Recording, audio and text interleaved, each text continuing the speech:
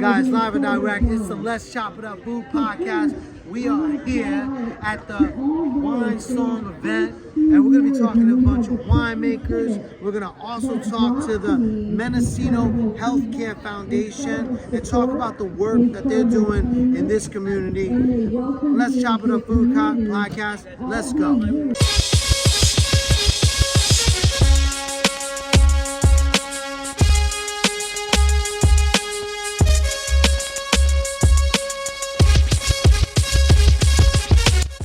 All right, live and direct. We are here at the Winesong event, the Let's Chop It Up Food podcast. We're here to definitely talk about the wineries. We're definitely here to talk about this amazing event. And we definitely want to talk about the Mendocino Coast Healthcare Organization, which we're here to sponsor. And then we just got one of the major wineries that does sparkling wine, correct? Roder, is that how do I say that? There's going to be a lot of ways to say it, but we say Roder. Just roll the R. Roder, all right? And Roder, guys, as you know, is everywhere. So we have Mimi here, who is part of the Roder family. Thank you for joining us, Mimi. How are you doing today? Thanks for inviting me. Really, this is my first podcast ever. Oh, very cool. So I'm very excited. We're here. We're going to pour some sparkling. We actually have two other wineries that are with our family of wines, which is Domaine Anderson and Scharfenberger Cellars. So very cool. 3 in 1. Very cool. So I know, how do you say Scharfenberger. Scharfenberger. Yeah. When I was a chef at Steakhouse 55 at the Disneyland Resort, we did a winery event with that winery, and they have amazing wines. They do, yeah. So we definitely want to talk about that. But talk to me about your winery. Talk to me about the different styles of wine, and then why you guys are doing sparkling wine. Because from what I've noticed, you might be one of the sparkling wines in the region, and that's very particular, so if you will. So talk to me about that and why the sparkling wine. Yeah, so Anderson Valley is a small community, and actually out of the, I want to say, and I'm probably going to get this wrong, but I want to say there's at least like 30 wineries in the valley. There's only 2 sparkling wine houses, and both are owned by Louis Roeder. I don't know if you guys are familiar with that, but Louis Roeder is a company in France. They've been making champagne, because you can actually call it champagne if you're making it in that region, for 244 years now. Right. So they bought Roeder. They decided they wanted to start the company in a small community, kind of like this. And we now have a pretty decent amount of wine. We produce about 130,000 cases per year. It goes to distribution a lot, but the tasting room where I'm at, we get a few people here and there, a lot of buyers. And we try to do events like this just to kind of let the word out, but really the wine just sells itself. Definitely. I mean, like you talked about the family that you're part of in France. Yes. That is a major wine family in France, and to your point, like in France, they're able to call it champagne because they use all the grapes from that region, which is something that a lot of people don't know. The different categories of wine, champagne, and how they're all rated in France. There's definitely a lot of strict rules with that. And, so to have that family be part of your family shows that there's going to be a lot of love and attention to your sparkling wine. Sparkling wine making. Could you talk about that, like as far as our style? Yeah, your style. Our style. So we follow more of the French style. Our winemaker is French. We've been in the valley for 42 years, but our winemakers, both of them have been from France. Our intern which is our winemaker now, he was an intern in 1993. So he got all the training in France with Champagne Louis Roeder. But the French style is going to be more of a style that has a characteristic that's going to be more on the acidic side, more really nice, clean, crisp flavors. The American style, they use a fermentation process called malolactic fermentation, which softens the wine. We don't use that. So that's going to distinguish us from the other sparkling wine houses in the California or in the U.S. Got it. And then would you say like the French style is more of a natural process, where the Yeah. say that again, that word Malolactic. malolactic is Yeah. more of You're adding you're that. trying to make it faster, if you Right. will, You're right? adding a bacteria that's going to just change the characteristic of the wine. So ours are going to be more of like the older style, the original style of winemaking. Got it, got it. Okay, so wait. So now I'm in Anderson Valley. How do I go? How do I taste your wine at your winery? Tell me, how do I get there? Yeah, so we do recommend reservations just because there are days where we get super busy, especially like on days like today where there's an event in Mendocino. Most of the rush that we get are people coming to the coast. So everyone's either going to the coast or coming back. So you can go online. We use a reservation profile called Explore Talk, and that's TOCK because people confuse that with TikTok. Okay, got it. exploretalk.com. COCK, got it. TOCK. Oh, TOCK. I'm sorry. TOCK, or you can just go on our website, rotorestate.com, and you can go from there. And you can actually book our reservations for Rotor Estate or Scharfenberger or Domaine Anderson. So it's one place for all three. Very cool. Very cool. Okay. And so, if I'm local, if I'm actually, because I'm from Orange County, right? And Great, we're great. traveling here. Yeah. Where can we find? Do you know where we can find your wines, or exactly Yeah. like, or do you Yeah. ship out to Orange County? We ship all over the states. You can always call us. We can ship. I do recommend just stopping in. Worst case scenario, if we don't have a table for a reservation, you can always grab a glass of wine. We can even just kind of show you the menu, talk to you about. So I'm always there with my coworker. We're always there answering questions, giving people maps, just letting you know where to go. If we don't have room, we'll send you to a good place that we like. And yeah, you can go from there. In the valley itself, the two local grocery stores that we have will have our wines, but in reality, even Costco carries our brutes, so that's a good place to grab it too. Exactly. So when I saw when I saw your sparkling It was wine, probably there. I knew. I was like, okay, this family is everywhere. You guys are doing Yeah. great things. I love the French style. So that is something definitely I love. Yeah. And now, really quick, let's talk about. So we're here supporting the Mendocino Coast Healthcare Foundation. Okay, and I did a little reading on the Mendocino Healthcare Foundation, and basically this community gets together. They have this major event which supports the local healthcare and different services in the community. So talk to me about why Roder, correct? Is that correct? Rotor. Roder, sorry. I apologize. Roder. You're going the French way. Yes. That's okay. Why Roder is part of this Part of event. this. They've been part of this community for a really long time, and so just the fact that they want to get their brand out there and want to make sure that they're actually helping the community is a great thing. So we actually donate for everything. Like I have a list of donations for every event that happens in the valley. We're gonna be there. We're gonna be donating. Very cool. So to me, I mean, Roder, they're doing their wine on a definitely high level, and it looks like your giving and your charitable organizations are definitely at a high level too. Yeah. So definitely thank you for that. You Yeah. know, yeah, this is definitely an important event. And just to see how this community comes together to support this event. Now, really quick, give me, I know that you told us your website and all that.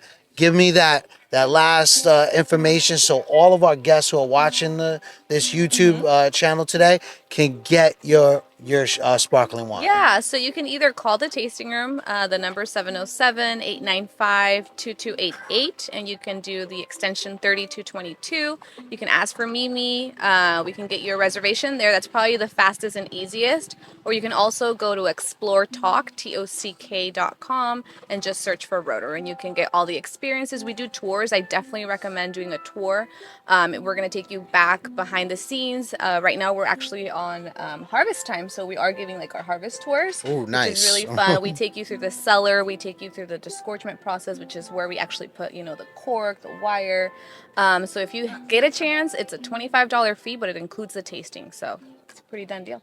All right. So that means that after this event at Winesong, my wife and I will be at Rhoda to try all your sparkling wine and Yeah. everything that you have going on. So thank you, Mimi. We Yeah, of really course. appreciate your time. We really appreciate you being part of this amazing event. And thank you very much for No, joining thank us. you for inviting me. My first podcast, and I really enjoyed it, even though I was super nervous.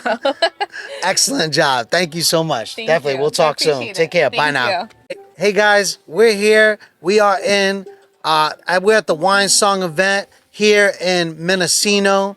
And we're here talking to Scott, the owner, correct? One of them, One of yep. the owners of Say Bass Winery. And you're located, where are you located, sir? Well, Tell us the about your vineyard, winery. it's an interesting story. We've had a tasting room in Anderson Valley in downtown Boonville Okay. for almost 10 full years. And prior to that, we have our family owned a vineyard in Ukiah, and that's where all our grapes are from. So all our grapes are estate grown, one vineyard. We don't buy or source any fruit. And so we grow in Ukiah. We sell our wine at the tasting room in Anderson Valley, and we've been Mendocino residents for about 40 years. Great. Oh, that's amazing. So, what kind of wine do you produce? Because I saw on your table Yep. there were different wines. There was Merlot, Yep. Zinfandel. Tell me about your wines. Sure. The vineyard was originally replanted in about 1985 to probably 1995, over 10 years. And the replanting was due primarily because of an infection in the soil. This is something that happens to a lot of vineyards, of a nematode called phylloxera. Yes. And this little organism that exists all over the soil everywhere in this country particularly likes to eat on root vines, or vine roots, sorry. And so the vineyard had to be replanted because of a heavy infestation to rootstock that was all American wild grape rootstock, with the fruitwood grafted on above that. Okay. The wild rootstock is more resistant to the phylloxera. So the vineyard was replanted starting in 85, 86 to 5 varietals: Chardonnay, Syrah, Merlot, Zinfandel, Grenache, and then recently the vineyard had added Cabernet Sauvignon. Okay. Not ready yet, as far as I know. So the grapes that we chose to grow were conditionally suited for inland Mendocino. Okay. You know, inland Mendocino has a multiple of growing climates, and in inland, along the Russian River, it's very warm, very hot, very windy, and ideally suited for Syrah, Merlot, Zinfandel, Cab, which we have just recently started, like I said, and Chardonnay. We can't grow a not grow very well. We don't grow very well in that area Pinot Noir, Okay. or Sauvignon Blanc, or Gewürztraminer, one of the lighter skinned aromatic white wines, or more of the Burgundian style of Pinot Noir. It's just too hot, and I think some people do try it, but it's always on like the backside of a hill or in the shadow of something, Right. so that it stays cool enough. Our vineyard is just exposed completely, and so it was ideally suited for those 4 varietals to be planted in the 80s. So, because Grenache is Rhone style, if you will. Yep. Same That with you would Syrah. say Yeah. Syrah. You would say that your wine is more reflective of a Rhone style wine. Yeah. Or what would you say that your style of wine is? Well, that's a really good question. We've had several different styles of wine over the years. The Chardonnay that we make 2 Chardonnays. This is one of them, called the Family Chardonnay. Extremely popular. It's in the style of a Chablis, sort of a French white wine. Very nice. Very crisp, acidic, light, no malolactic fermentation. It's fermented in all used oak, so it doesn't have a big oak presence on it, a big oak sensation. So this wine has done very, very well for us, Chardonnay. But the reds, Grenache and Syrah, do really well in our climate. The Syrah is on sort of an upslope going up to the Mayakama Mountains. So we Okay. designated that part as the Mayakama Bench type of Syrah on our bottle and our designation. And those wines, I can't say really that all of our wines are Rhone type centric wine styles, but we basically work with what the vineyard gives us, and in Right. this case, Grenache loves the heat, Syrah loves the heat, Merlot can take the heat, and Zinfandel, of course, loves a hot, dry, volcanic soil type climate, which we have on the property. So it does really, really well there as well.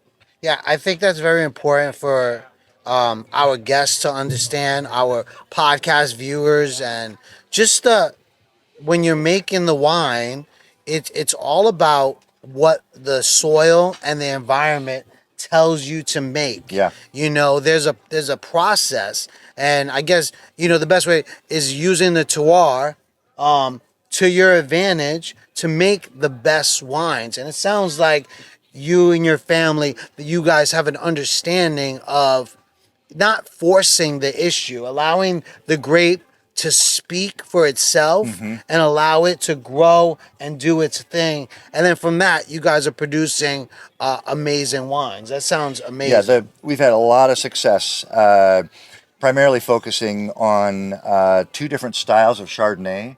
This one, like I said, is more of a Chablis style called the Family Chardonnay. We make another Chardonnay called the Grand Reserve Chardonnay that is full ML, a little bit of new oak, and it's a very Burgundian style white wine. And it has received just incredible awards over the last 10 years at competitions.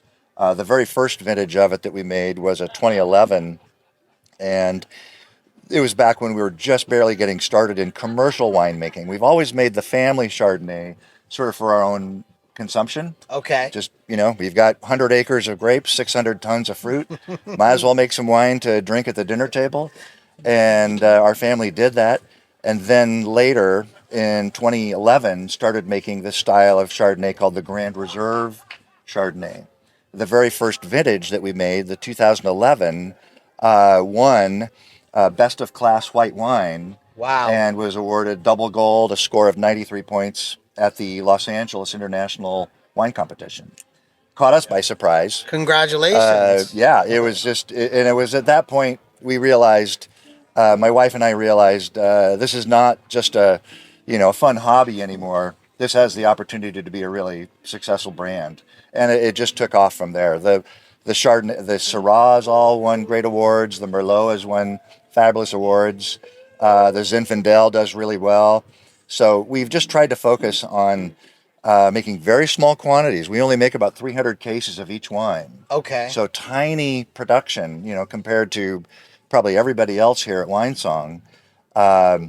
Keeping it fun, keeping it, enjoyable, not getting, committed to massive inventories that we need to discount or worry about the aging on them and so forth. We still sell, I have over at my table, a 2012 Syrah. Oh, wow. That just tastes fantastic. And I thought, why not bring that to Winesong? It's a library wine. We only have maybe 20 or 30 cases left, but it's a delicious wine, and it's a really good indicator of the quality of wines that can be made from fruit grown in inland Mendocino County.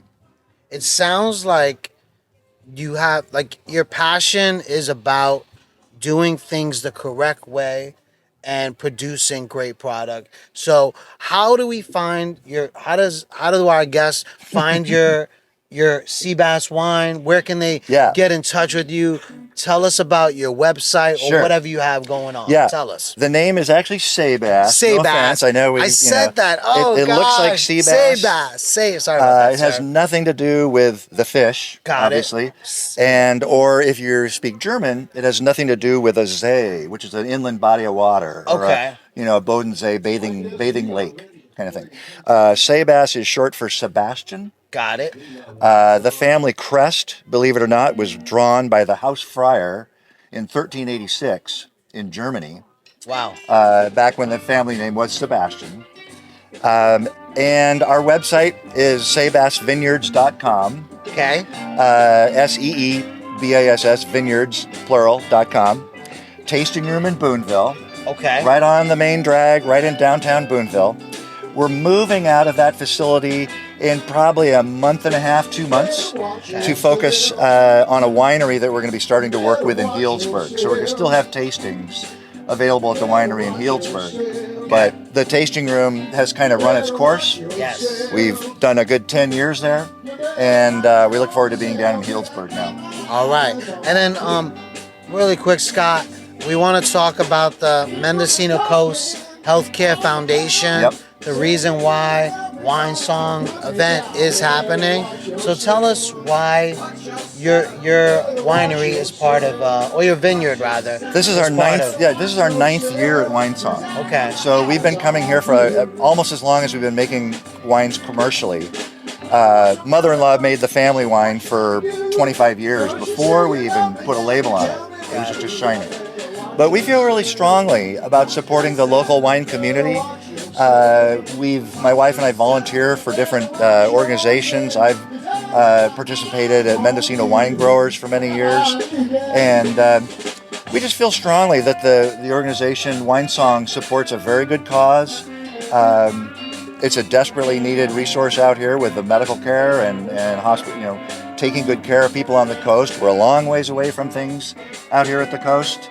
Have a lot of tourism, a lot of visitors, and I really like that this event supports kind of the infrastructure to take care of people in need out here at the coast. So. Yeah. I mean, just reading up on the organization, I think it's something that every community should frankly do. You're taking care of your neighbors. Neighbors in need, using the community resources. Yeah. So Scott, thank you so much for doing My pleasure. that. You were going to say something? Go for it. I was just going to say, we do events all up and down the coast. We've got a fabulous winemaker dinner coming up September 16th at the Elk Cove Inn and Spa down in Elk. 7-course pairing dinner with our wines. Should be very delicious. Another event November 9th at Timber Cove down in Jenner, or close to Jenner. So we cover the whole Sonoma, Mendocino coast, because with only 300 cases, we got to be careful where they go. Right. And we like to know everybody that has our wine and kind of meet them personally and get their reaction to it. So, small family winery that really enjoys being out here in Mendocino. Well, I love this conversation, Scott. I think it was an amazing conversation, and it was really great to see what Sabas is doing as far as really taking love and care in their winemaking. We're definitely looking forward to trying your wine. Great. And we thank you so much for your time. My pleasure. I look forward to the opportunity. Thank you, Scott. Thanks Take care. very much. Thank you, Scott. Nice Thank to meet you. Nice to meet you. Bye now. All right, guys, live and direct. We are here at the Winesong event here in Mendocino, and we're here with a coffee maker because, guys, the Let's Chop It Up Food podcast is all about food, culture. We're really trying to encapsulate everything. And coffee, guys, coffee is one of my favorite things to drink, okay?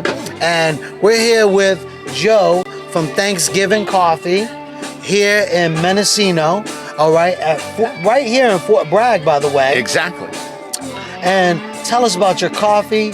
Tell me, I heard you've been doing it since 1972? It's true. Is that correct? 50 years roasting coffee in Fort Bragg, founded by a couple of hippies, and they're still with us. In fact, Paul, our co-founder, is not here at the event today because he's the oldest person at an over 70s baseball league. I love it. In Canton, Ohio. He's there for 10 days to play round robin kind of baseball stuff. So at 85, he is still kicking it, pitching and playing third base. Okay. So that's what coffee will do for you. There you go. So this is the testimonial. All right. I've heard great things about coffee.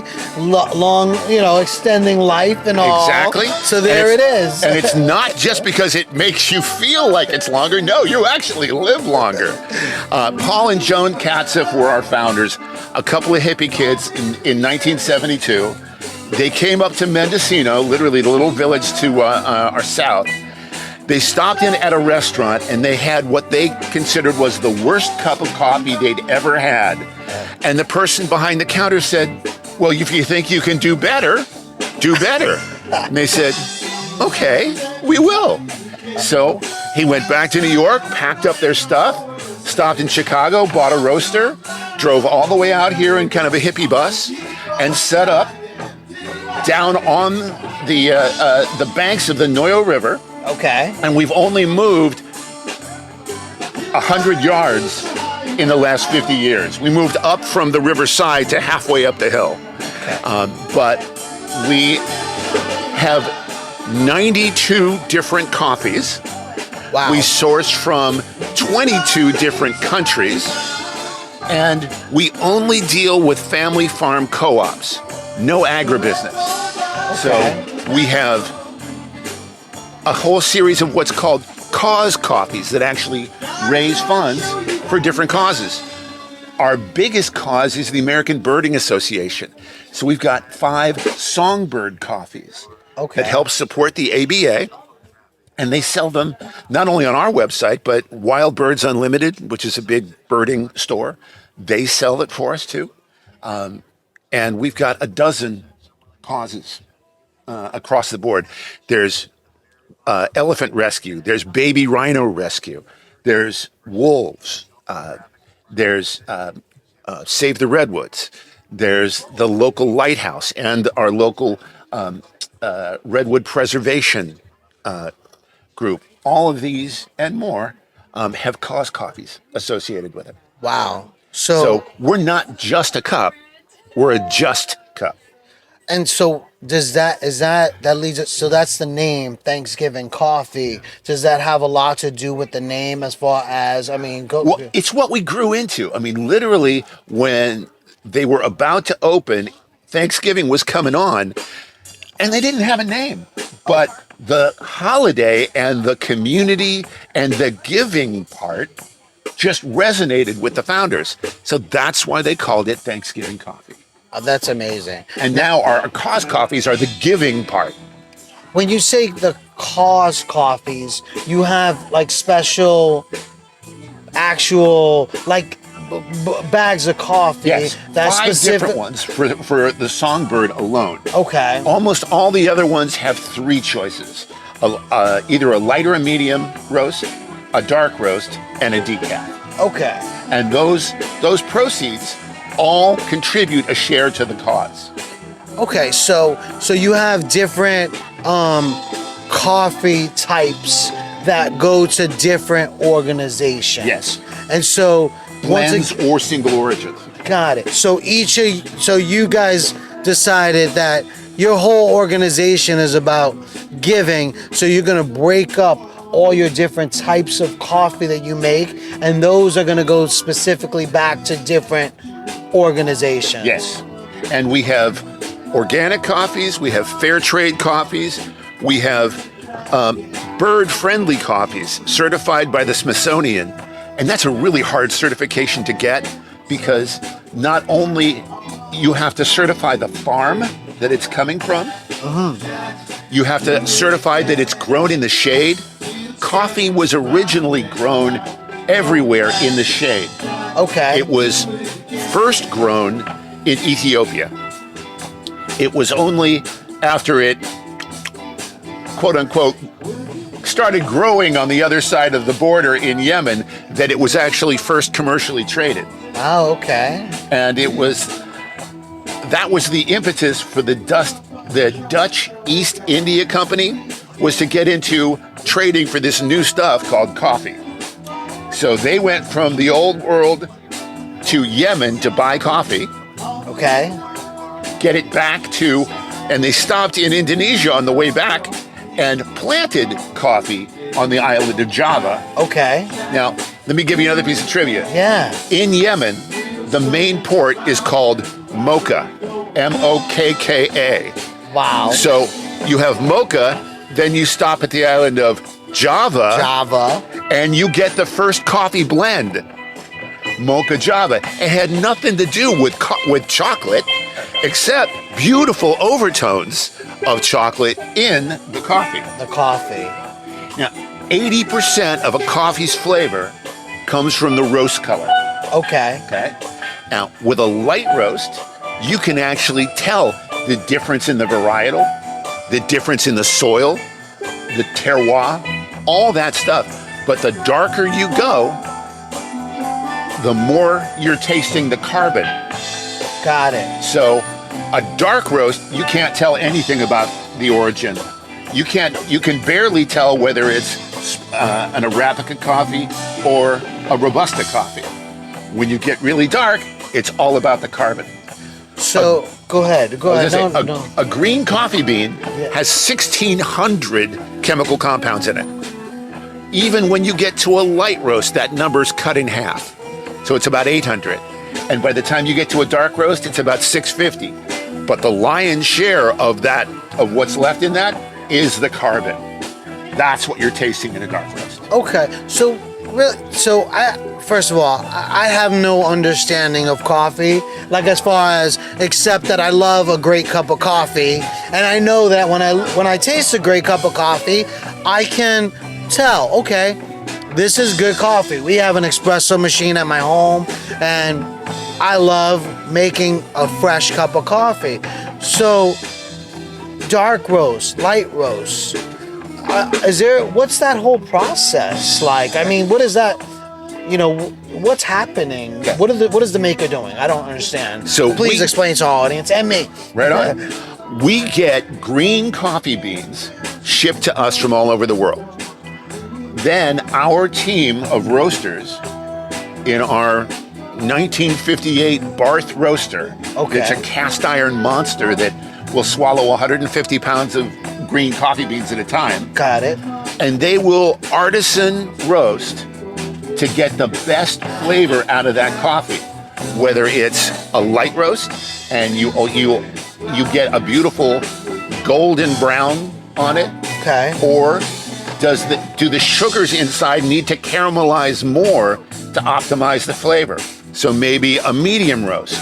Or, are you really trying to get something that is really heavily carbon, and do you want to take it all the way to a dark roast? Got it. Now, we promote light roast because of all the things that you get. Everything that you want in a cup of coffee, minus the carbon, you find more of it in a light roast. Slightly more caffeine. Got it. Slightly more caffeine? Yes, because the darker you go, if you've ever seen a really dark roast coffee, it's shiny. Yes. Those are all the oils that used to be inside the bean coming out. Interesting. So the more that happens, you'll also notice that dark roast coffee is in a slightly larger bag. Yes. And that's only because you've roasted all the weight of it out. So it actually takes more bean to make the amount of weight it says on the bag. Okay. So for us, all of our bags are 12 ounces. Okay.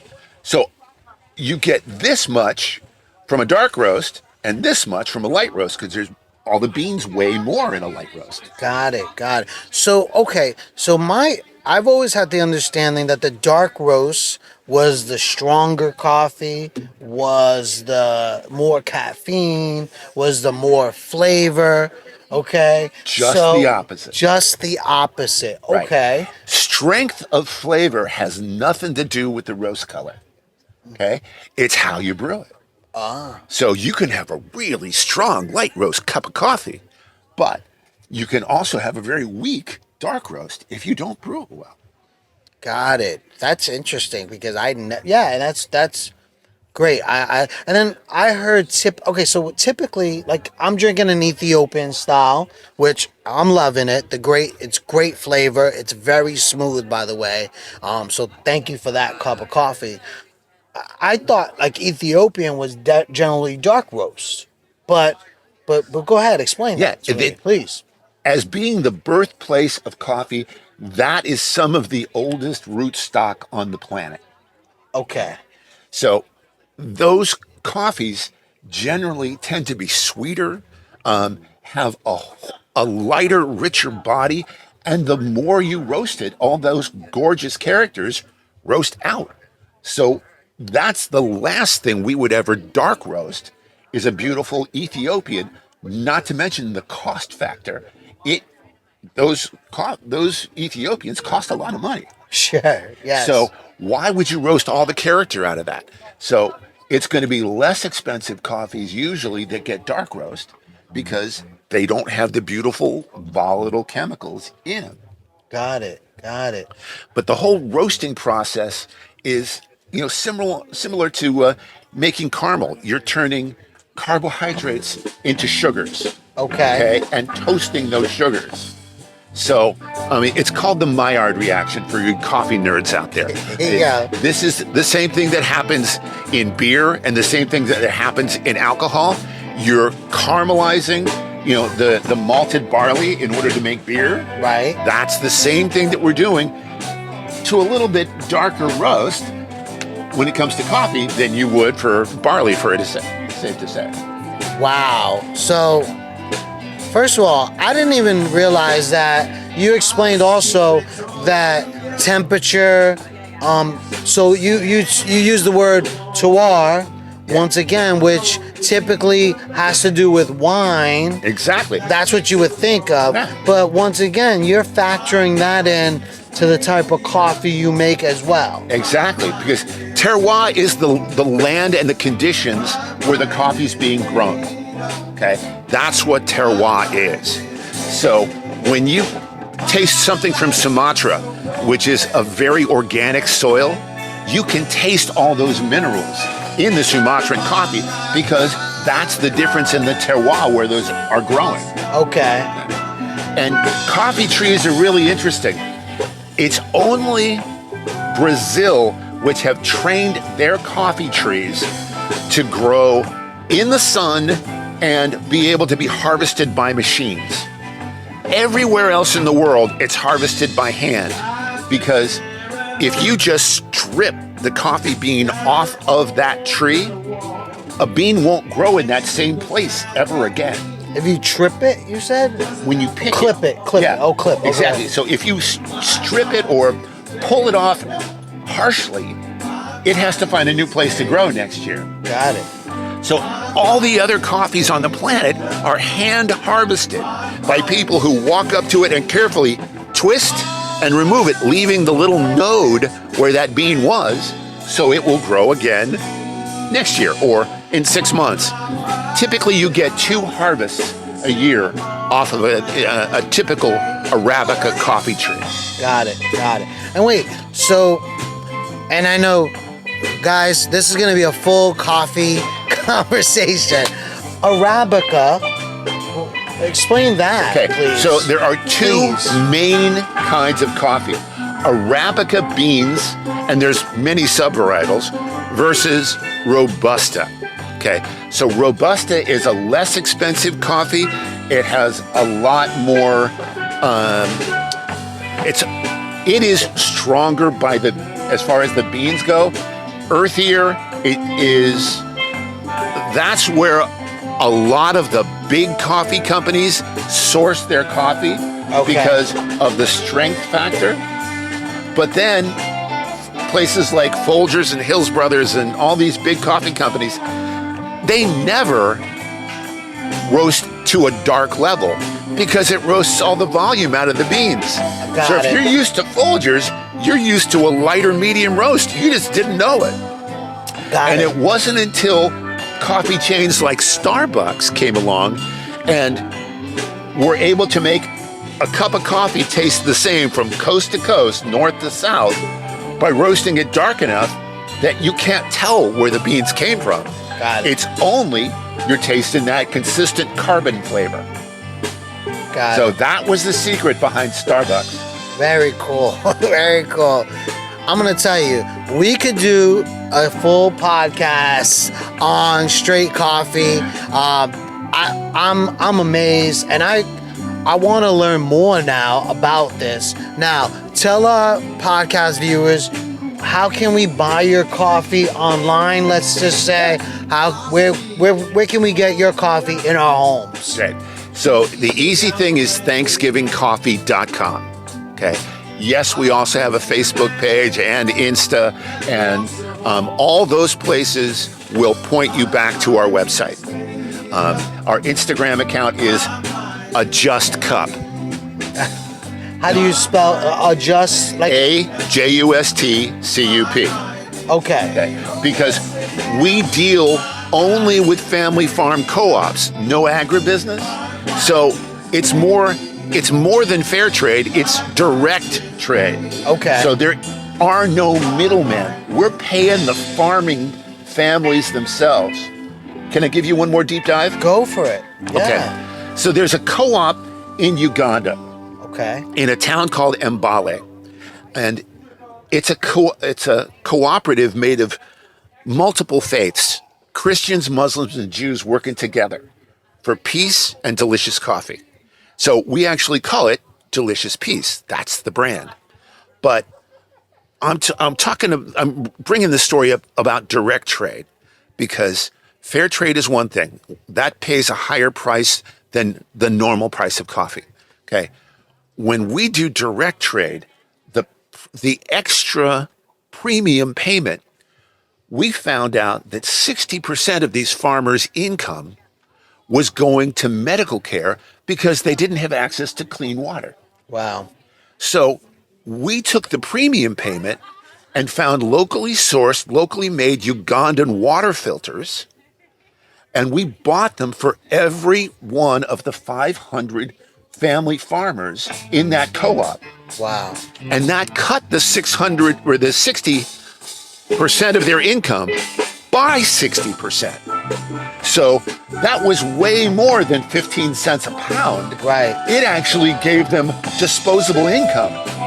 Wow. So they are above and beyond grateful, because now infant mortality is down, their health is up, and it's something you can make a difference in by just choosing what you put in your cup.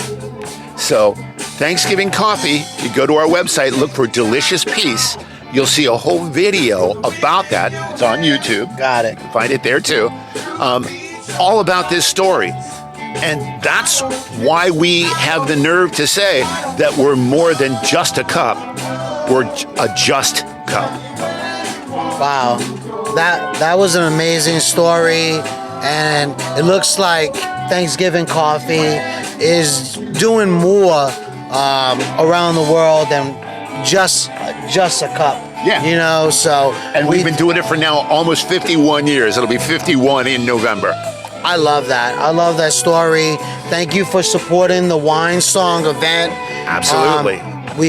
The Mendocino Healthcare Organization. It's an amazing organization supporting this community. And thank you for Thanksgiving Coffee supporting things around the world. Thank you so much. We've been supporting Winesong for 37 years. Wow. Since day one. Very cool. And thank you for the cup of coffee. It's truly amazing. You know where you can find more. Thank you. We will definitely be getting some more of that coffee. Thank you so much. You got it. Appreciate you. Cheers. Thank you. Cheers. All right, guys. We are here in Mendocino at the Winesong event. We're here with Blue Quail Estate Wine Vineyards, correct? Yes. And I stopped by their booth.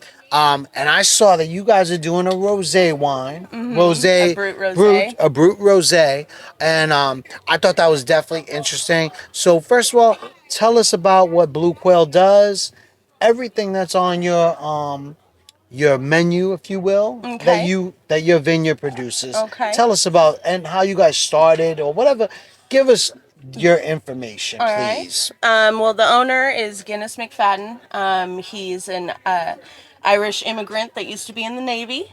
And he decided to get this little place out in the country and start a farm.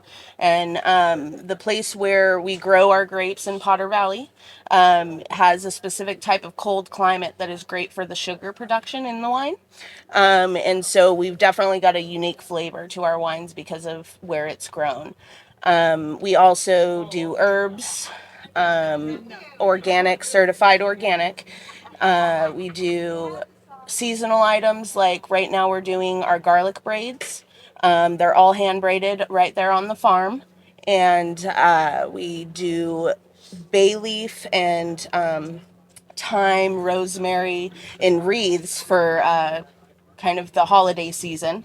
And they're all culinary, they're all organic, so you can hang it in there in your kitchen or your pantry. It's a beautiful visual, as well as you can just pick right off of it for your cooking. And a lot of our herbs pair really well with our wines as well. Interesting. So you're growing herbs, and then you're also growing wine because that is what one we've been talking a lot about during the podcast about the terroir and what the different areas in this region, how it produces different types of wine, how it produces herbs and things like that. So that's amazing. So you talked about the grapes have you said the sugar level in the The grape. sugar level. So as the grapes are forming on the vine, there's a certain time frame when they'll decide, okay, it's ready to pick, and they usually base it off of the sugar value in the grape. So they'll test it or they'll taste it and say, this is the sugar level that we're looking for the fermentation. And because of the climate where we're at and the cold, we don't get a lot of just baking heat, and the nights are a little colder, so it produces the sugars in, I guess, a less aggressive way than some of the other wines might get. Okay, so you're saying the colder the climate, The cold climate, yeah. that it produces A different different sugar sugar flavor, flavor. yeah. Yeah. Okay, and Profile, I and guess. what kind? So first of all, rosé. Talk to me about how you guys produce your rosé and how that whole production. Because we talked to another winemaker, sparkling winemaker, and they make sparkling wine. You make rosé. Why rosé? Tell us about that process, if you will. Well, a lot of times when you see a champagne style, a sparkling wine, a lot of time it's the white. It's the dry, and our brut it's a little bit dry, but we wanted to have something a little bit more than just a regular sparkling. So the owner went for the sparkling with the rosé, as the Pinot Noir gives us our color and that little bit of that deeper flavor than just the white grapes will. And it has a really nice profile. It's great for if you're just wanting to sip some, and it's great for if you want to pair it with food as well. As far as the process goes, I'm not entirely sure. I have not gotten a chance to visit where our wine is stored. Okay. But that's locally as well in Mendocino. It's the Mendocino Wine Company, or Parducci, where we do our wine. And so having it local is really nice too. It's not something where things are getting shipped long distances and we just get to go pick it right up. Got it. And you said Parducci. Parducci, yeah, that's another winemaker Got it. as well. And so their facility, the Mendocino Wine Company, will store and do different wines for area vineyards. Okay. So in one area you could produce different wines. Is that what you're saying? Yeah, and we also sell our grapes elsewhere. So some of our grapes might be in other people's wines. There was the Coro was a big part of the Mendocino wine scene for a long time, where different winemakers would get together and they'd share their grapes and create this one beautiful red wine. It was a red blend. So it's really nice to have all the other wineries around too to work together and share our different grapes. Yeah. And just so you guys know, on the podcast, that process of, I guess, buying other grapes to put it on your label, that's a French, it's called the negociants, essentially. So for example, I would buy the grapes, make my style of wine, and then put my vineyard name on that wine, because basically, even though I take those grapes, you're producing it in your style, Yeah, you're and that fermenting it differentiate. in your own way and adding your own flavors, the different levels and everything, the way you do it.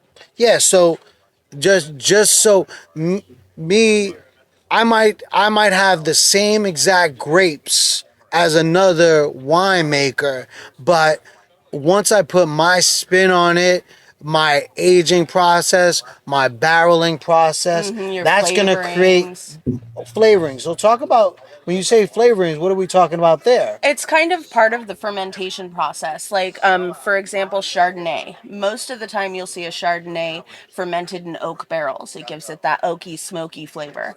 Our Chardonnay is different. It's fermented in stainless steel tanks, so it gives it a cleaner, more crisp flavoring, a different profile, if you will. It doesn't have kind of a little bit of the burnt oak flavor that a lot of people don't like about a Chardonnay. They will like a stainless steel one because it has a different flavor profile. Interesting, Yeah. interesting. So that's amazing. And then you talked about the herbs that you guys are producing. How did that come about? What is just something That's that actually your a really owner? wonderful thing. The owner wanted to create something else in the business so his farm workers that work the vineyards and do the harvest wouldn't have to go chase other jobs elsewhere, that they'd have things year round and be able to settle in the area and have their families go to school at the same schools and not have to be chasing jobs everywhere.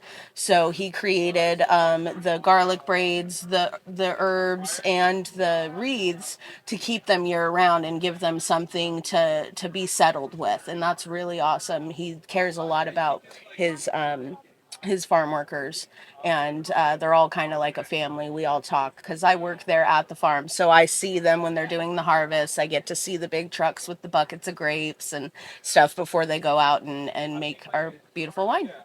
Yeah, a lot of people don't understand that winemaking and the people who are in that process of winemaking, obviously we only see the bottle when it comes when we buy it in our supermarket or wherever we get our wine from. But there's a there's a big community that are involved in that process, and Absolutely. it's a difficult process. It's not like it's an all day occurrence of picking grapes. Especially because, at least for us, we do have a few vines that are machine pull, but most of our grapes are all hand picked.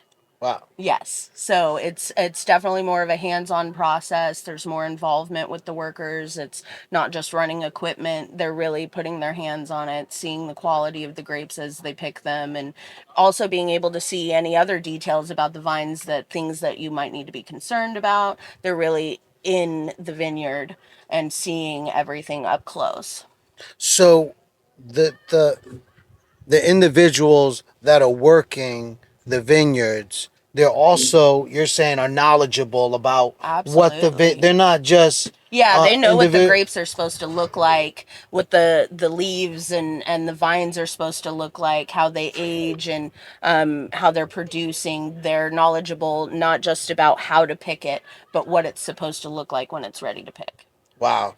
So and then I love the fact that you talked about how the owner of the vineyard he actually cares about the people that are working with him. So that's why it's a year-round business Yeah. with the herbs and all. So how can we, the YouTube community, support Blue Quail? Where can we find you? How can we get your wine? And also, how can we get the herb wreaths, if you Well, will, for the holiday the best season? way to get any of that all in one place would be going to our website, which is bluequail.com. Okay. There you can see all of our selections of wine, all of our garlic options, all of our herb options, and learn more about the farm. There's videos there where the owner's talking himself about the processes and things like that, why he's chosen to do certain things and why he's chosen the grapes he's chosen. And you can order and we can ship anywhere in the United States for everything except for the wine. There are some states that don't allow and Okay. direct to consumer licensing. It depends, but we do have a list there under each wine letting you know, sorry, we can't ship to your state, or yes, we can.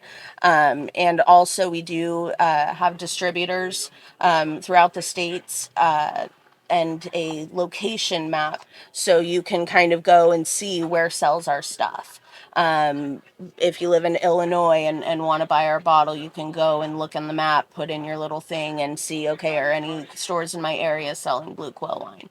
And then as far as our herbs, wild rice, those are carried at some local stores as well around here. Harvest Market's one of them. The co-op in Ukiah, they sell our herbs as well. And it kind of changes here and there. But we've got people from all the way over on the East Coast ordering to sell in their stores, especially our herb wreaths. They've become huge traditions in a lot of families where we have people, buying 10 or 20 of them and sending them each individually to a different family member because now they're expecting it. You sent me one last year and I loved it. I need another one this year. Very cool. That's Yeah. amazing. And once again, the holiday season is coming. We're in harvest time, Thanksgiving, Christmas. Yep. So we definitely want to check out bluequill.com to get Absolutely. all that information. Last thing, we want to definitely talk about Winesong and the Mendocino organization that we're supporting here. How long do you know how long Blue Quail's been doing this? Well, I know that we've done lots of events in the past. I'm not sure how many times we've done Winesong. This is my first Winesong event, my first time ever in the Botanical Gardens for that matter, and I'm loving it. Very nice. But we like to try and just kind of spread out and see what else is out there as well. Meet our fellow wineries and things like that. And of course, support anything that's community as much as possible, especially, the healthcare foundations. It's a huge, important part of our communities to have that. So to be able to be part of supporting that's really important to us. All right. Yeah. No, I think the organization is doing amazing things, and to support the local healthcare organization or community rather, I think is definitely an important thing. So thank you, Blue Quail, for supporting. Thank you for your time. We really appreciated it. Absolutely. And bluequill.com, that's where you can find it. All right. Yep. Thank you. Take Thank care. you. Definitely. Bye now. Yeah. Yeah. All right, guys, live and direct. We are here at the Winesong event here in Mendocino, and we are definitely so fascinated by the amazing amounts of wine that is here. And we want to talk to Blue Oasis right here doing Pinot Noir. And Pinot Noir, guys, is one of the main grapes that are grown here Yes. in the region. So talk to me about Blue Oasis winemakers, right? Is that right? Is that the correct way to say it all? Yes. So I source my fruit from Anderson Valley. What I love about the Pinot Noir fruit is that it loves being close to the coast. Pinot Noir, Chardonnay, those are fruits that the grapes are actually the skin is relatively thin. Okay. So it needs a little bit of cold. It needs a fog. I tell people Cabernet, it will stay up all night and party. Okay. Pinot Noir needs its beauty sleep.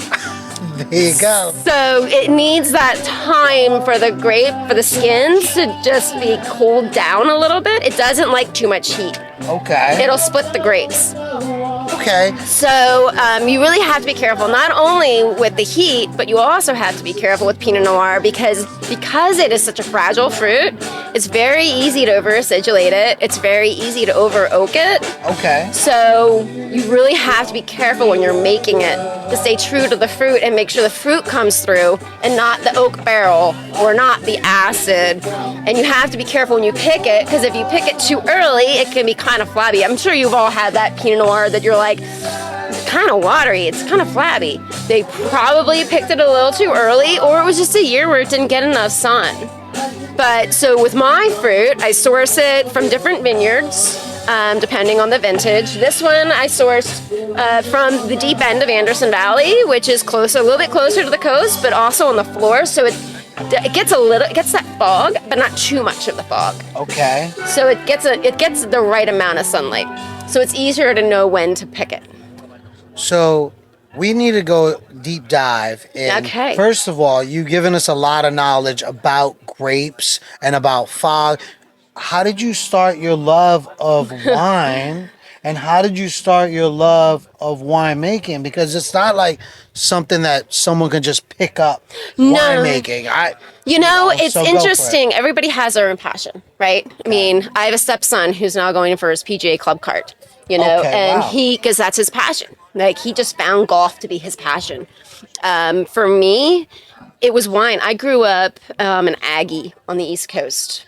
And so meaning like I grew up on a farm. We had a small farm in Delaware, and we had a really large farm in Virginia, Black Angus, cow ranch, hay farm, horse farm in Virginia, and a 6-acre farm in Delaware where it was literally farm to table before that even became a term. Wow. So I'm the youngest of 5. We managed a 1-acre garden. So I love gardening. And so I fell in love with the whole, when I learned about wine, and I fell in love with the whole notion of where to plant, how to plant, all of the things that can affect how you grow and what you grow, where you grow it, even down to like the different phases of the moon and the tide changes. All of those things can affect your fruit. So it was really, for me, it was just, I'm an analyst, and that was something that I was like, I need to figure this out. This sounds like a challenge. Yeah. Right? So yes. And then I chose Pinot Noir because it's a challenging fruit. And that's, I moved out from Delaware, Virginia. I moved out here to literally get into the wine business, to build my own wine brand. I worked for Hahn Family Wines as their direct-to-consumer manager for a period of time, and then I worked for Jameson Ranch, and I built my wine brand while doing so.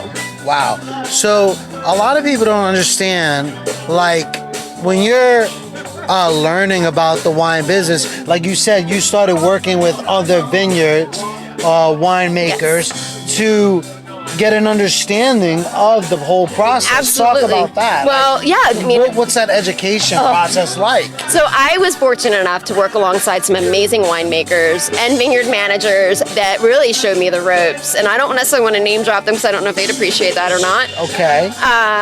But they all have really helped me in my journey to know how to manage a vineyard, to understand better how to make wine. And then I also went to UC Davis. I'm finishing off my certification in wine and winemaking from UC Davis. I will be certified before December. Okay. So, I mean, all of those things have really helped me with my wine business. But what I have to say about the wine industry is that it is an amazing industry. If you are truly passionate, they help you. Okay. It's not one of those industries where it's cutthroat and everybody's trying to step on everybody else to get to that next step. They don't do that. People always say to me, what about the competition? And I'm like, I only make 244 cases a year. 244 cases a year. 244 to 250 cases I make per vintage. There was one year where I did 2 vineyards. I sourced from the Costa Vineyard in Comchi, and I sourced from the Docker Hill Vineyard in Comchi. And that year I did 500 cases because I did 250 of each. Wow. But usually I'm about like 250 cases. Okay. And so I like how you say like the wine community is a true community that looks out for each other, and how you learned a lot about the winemaking process. That's exactly what I mean. I moved out from the East Coast, and the way I got into the industry was I just used LinkedIn like crazy. I was linking in with everybody I could find that was a higher up in the wine industry, and just sending them, when they accepted my LinkedIn request, I'd send them my story. Like, this is my passion, this is what I want, this is what I want to do. Do you mind spending 10 minutes with me just to tell me how you got to be where you are and what your story is? And I met so many wonderful people in the wine business by doing that. And actually, that's how I met my husband. Oh, interesting. Very cool. So, because we share the same passion. You know, who knew LinkedIn could be like Tinder? I love that. I love it. But, you know, I mean, that's the thing that's so wonderful. Like I was saying, I mean, and I'm still friends with all those people that I met, and they always want to reach out and say, hey, how's it going? And I'm like, okay, you want a bottle, don't you? There you go. Of course. You know, that's how you know how I'm doing. So, no, and you know, what's the one other thing that's amazing about wine is it really is a social beverage. You don't just sit down and have a glass of wine, like have a bottle of wine by yourself. Well, unless you're an alcoholic. Right. But usually, you know, you're sitting down with a lot of other people and you're sharing an experience. And that's what they even say. Like, when you go to a tasting room, you're going to spend more money on a bottle of wine in a tasting room than you're going to spend on the internet. And why is that? It's because you're buying the experience. you will take that bottle home with you and you will remember when you open it, all the memories will flood back as to when you bought that bottle, why it was so special to you.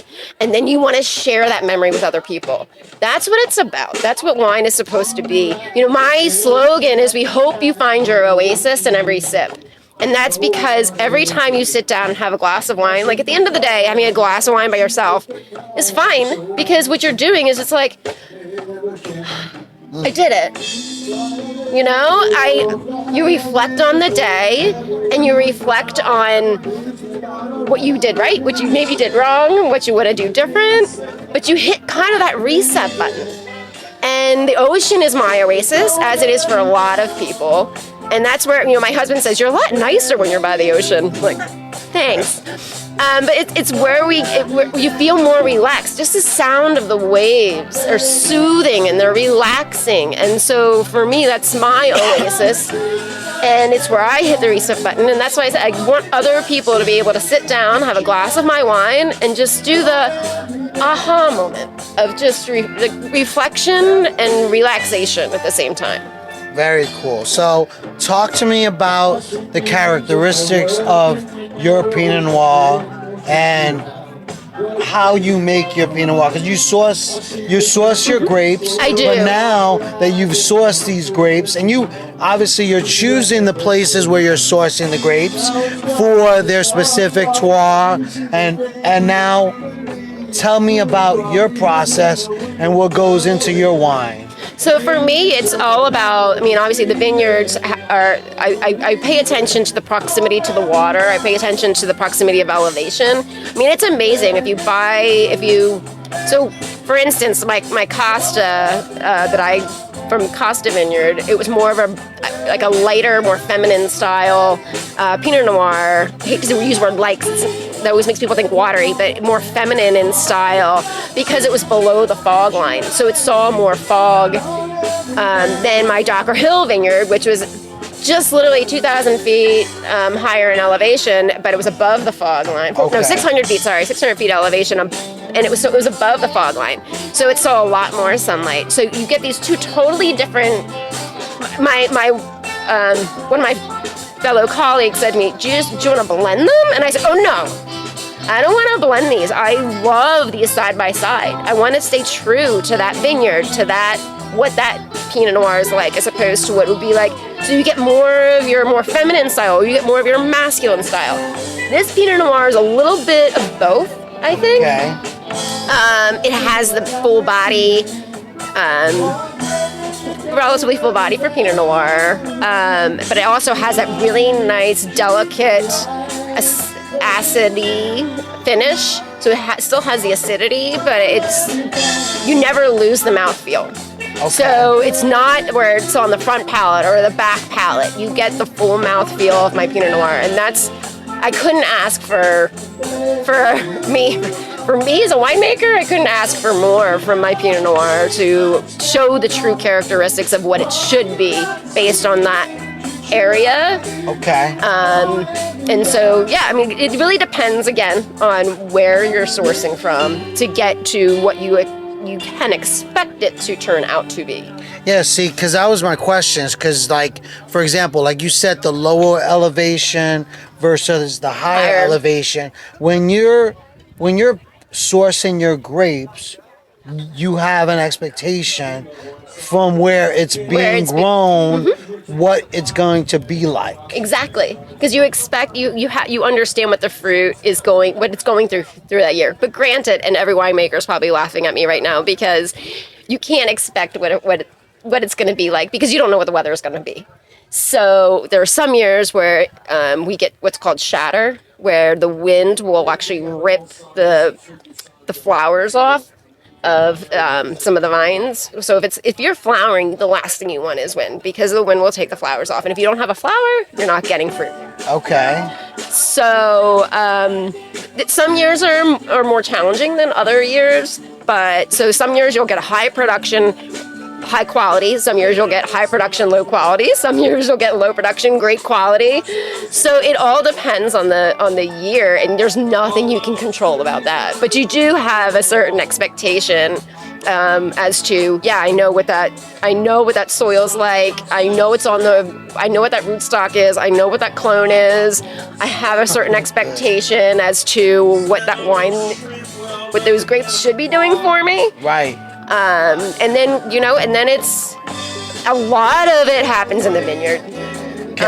And then I always say that's where the magic happens. Okay. Is in the vineyard, and then it turns into a chemistry experiment when it goes into the winery. And that's just for me because my passion's in the vineyard.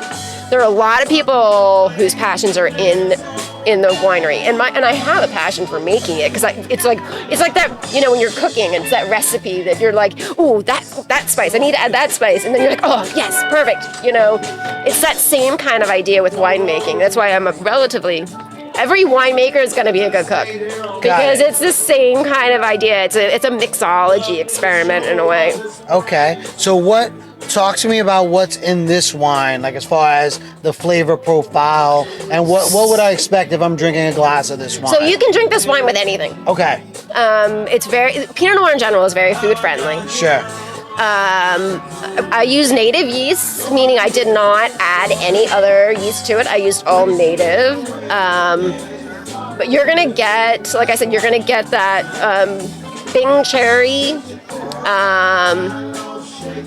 but full mouth feel, but it goes really well with seafood, duck, like anything lean protein. Okay. If you're gonna eat a steak, have a cab. Got it.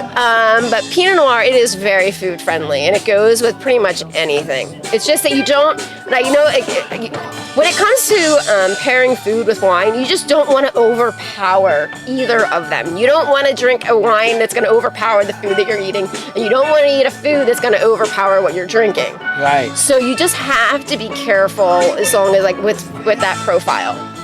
Finding that balance. And so now Blue Oasis, you're doing this event here at Winesong. Tell me about your passion, because the Mendocino organization that supports healthcare in this community has been doing this for many years. How long have you been doing this event? And tell me why you're doing this event with this organization. So this is my sixth or seventh time doing Winesong. I think it's a phenomenal event. I love that it benefits the local hospitals. I think that's a necessity, and I love I don't want to downplay any other wine auctions, but this wine auction, it's not hoity-toity. It's local people, local farmers, local vendors, all getting together for the same cause and wanting to just have fun and not try to show off for anybody else. This is legitimately just about a community getting together for the right reasons. And it's always so nice. I mean, I love pouring wine for people and sharing my passion with people. And I don't get to do that because I don't have a tasting room. I'm too small. Okay. So this is one of my chances. And this is the main event in Mendocino. This is their event once a year. This is the main event. And that's why I love to be here. I get to see people that I've known for years, and I get to meet new people. Very cool. And I love it. Very cool. So, it's definitely an amazing event for such an important cause. So we thank you for supporting it. Thank you, Blue Oasis, for supporting it. Where can our YouTube family find Blue Oasis? Do you ship the bottles? So talk to us about how we can get our bottles in your home. The best way is just go to blueoasiswines.com. That is the best way. Okay. BlueOasisWines.com. Just go to my website and you can reach out to me that way. The other way to do it is kate.jones@blueoasiswines.com. That's my email. All right. Hey, kate.jones@blueoasis.com. Blue Oasis Wines. Blue Oasis Wines. Plural, sorry. There you go. Yep. And then Blue Oasis Pinot Noir. Looks amazing. We're going to be trying some of these wines here soon. We haven't got to that point yet. But thank you, Kate, for joining us. Yeah, thank you for having me. We definitely look forward to trying your wines, and we look forward to getting your wines in our homes. Thank you very much. Thank you so much. Appreciate it. Thank you. Take care. You too. Bye. Thanks. Guys, live and direct, the Let's Chop It Up Food Podcast is here at the Winesong event. We're here with the Mary Kate McKenna. I'm the executive director of the Mendocino Coast Healthcare Foundation. wow. So, guys, this event here has been going on for how many years This is now? our 38th year. 38 years, guys, of supporting the community. And when I was reading up on the organization and what you do, I was sincerely blown away by just how the community gets together to support such an important cause for your community. Yes. Talk about the organization and then tell us about this event and how important this event is Thank for you. the community. Well, first, I want to just say thank you so much for having me on your show today. It's just so amazing to meet you and have you all here. So, the Mendocino Coast Healthcare Foundation for 38 years has been supporting health and wellness here in the community. But for actually 36 of those years, focused their attention distinctly on the hospital. Small rural hospitals struggle for the equipment, the technology. We sometimes get ignored out here in these rural areas, unlike urban areas that have greater access to skills and expertise. So the foundation was formed in order to fundraise for those essential technologies and innovations that urban areas kind of take for granted. So one of the ways that they decided to fundraise was through the Winesong event, which brings together and melds in this beautiful package art, wine, music, culinary, and this enthralling landscape here at the Mendocino Coast Botanical Gardens. The first event was literally a barbecue with some curated wines from some longtime donor sellers, and it just grew from there. At our heyday before COVID, we had over 1,700 guests coming through the gardens in one day. Wow. And that all came to a screeching halt in 2020 with the COVID pandemic. Okay. And in 2020, we had to find a way to not only continue to support our hospital and healthcare workers, but also our community that was a tourist destination that, as we all know, with COVID lockdown, was slowly being decimated by the length of the pandemic. So we decided that we would work beyond the four walls of the hospital and work with all health and wellness agencies and determine that also a healthy, thriving community includes economic thriving. So we started taking donations from our longtime supporters, and we would buy meals from the restaurants that were closing down or unable to serve customers in-house and bring those meals to the hospital workers who were on lockdown and working 36-hour shifts caring for COVID patients. We started buying different materials, flowers, and bringing them to the patients in the hospital to keep our florist industry alive.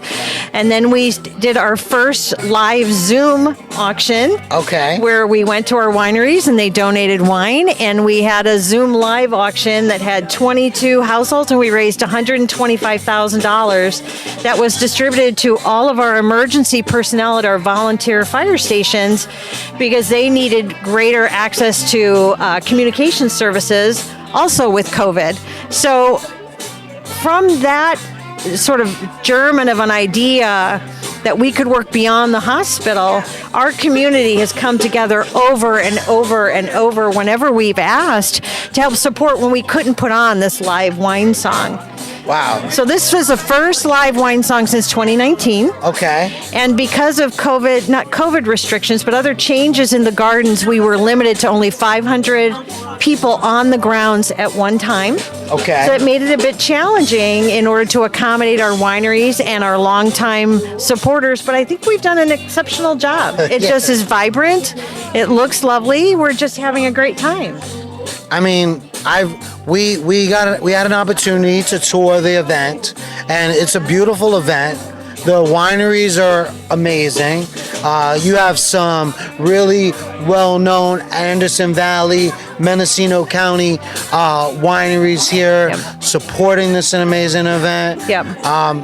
I'm really blown away, sincerely, by, like you say, the community coming together over and over again.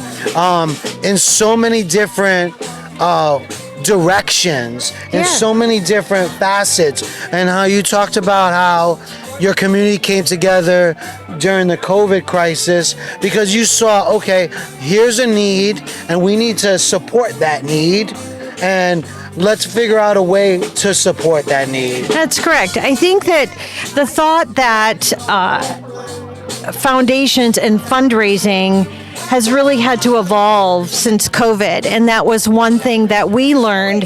And so some of the other innovative techniques that we've been using is that, as we all know, medical technology is quite expensive. An MRI these days is $5 million. So you can imagine a small community of 7,000 constituents trying to raise $5 million.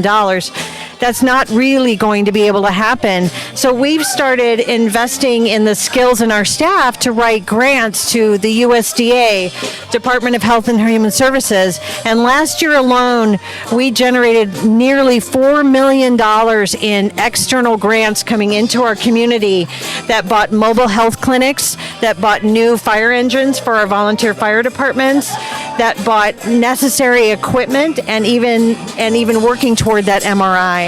So we'll hold a wine event. We are writing grants. We have dedicated individuals that support our work.